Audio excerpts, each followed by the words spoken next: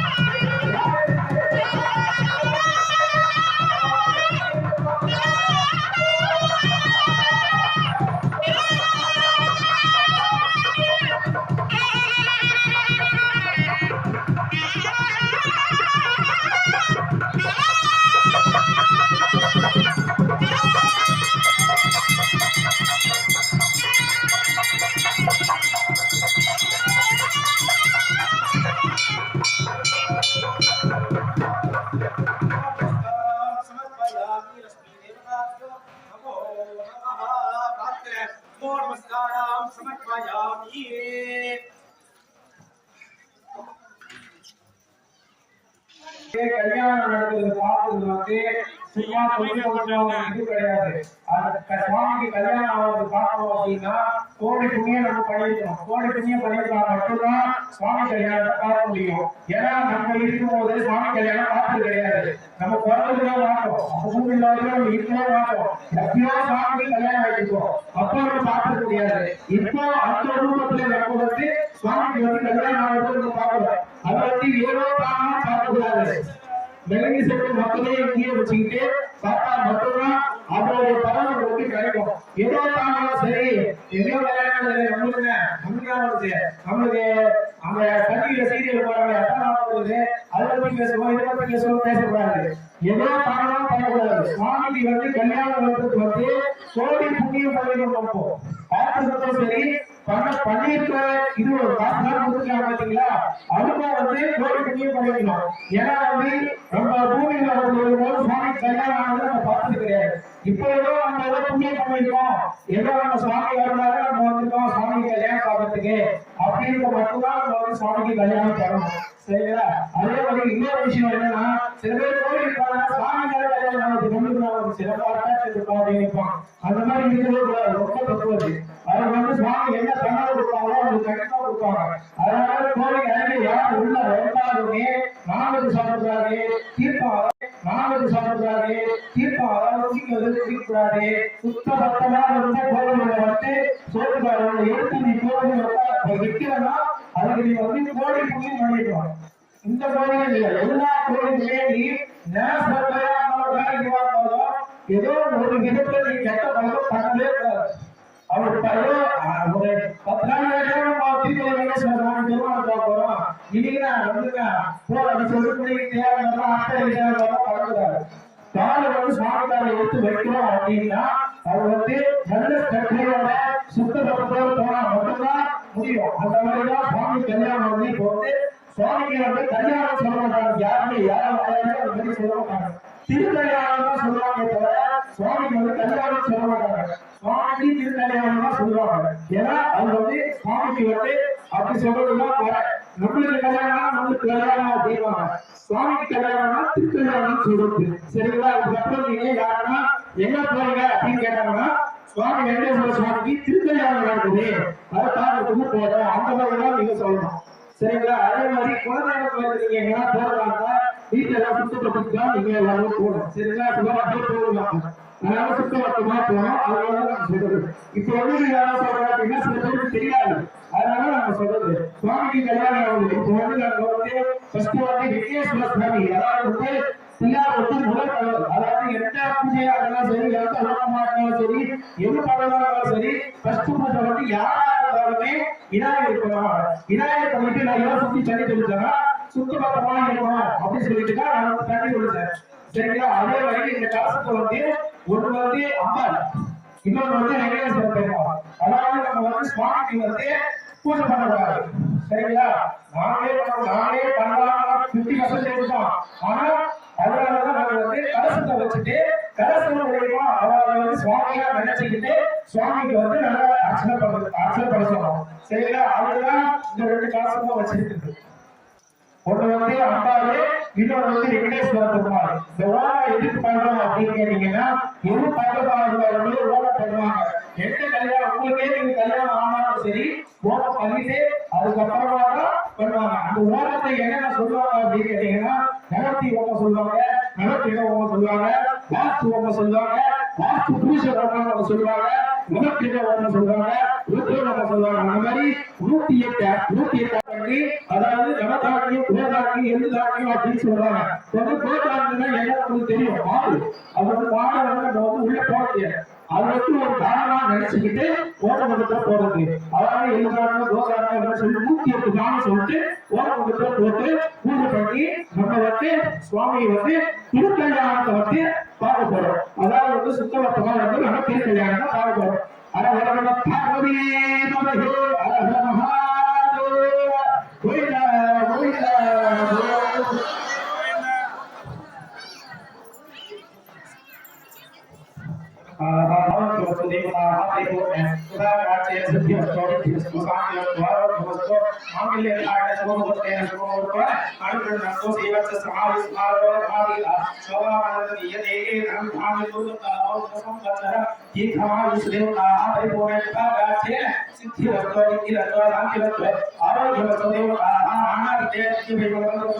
पूजा समर्पयामि, नमस्कार समर्पयामि, समस्तोपचाराः समर्पयामि, साक्षात् मेघवृत्तश्च धूमाख्यापयामि, श्रीर्मे भवतो आलक्ष्मीर्मे नश्यतो माङ्गल्यधारणे शुभमुहूर्तेन मुहूर्तेन अनुकृतो योगिदातः सिद्धिरस्तु कृपाकटाक्षेण सिद्धिरस्तु माङ्गल्यधारणे शुभमुहूर्तेन मुहूर्तेन अनुकृतो।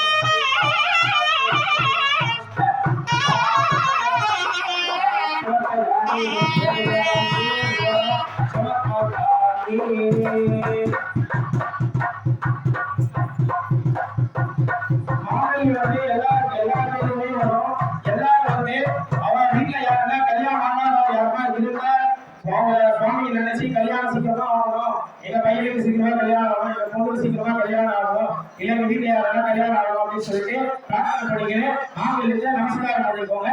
இந்த மாங்கல்யம் மட்டுமே கிடையாது, நீங்க எந்த கல்யாணத்துக்கு போனாலும் சீக்கிரமா கல்யாணம் ஆகணும் பசங்களுக்கு அப்படின்னு சொல்லிட்டு அதை நினைச்சு கண்ணை ஊத்தீங்கன்னா அது சீக்கிரமா கல்யாண பிராப்தி வச்சு கண்டிப்பா நடக்கும். யாருக்காருமே நடக்கும்.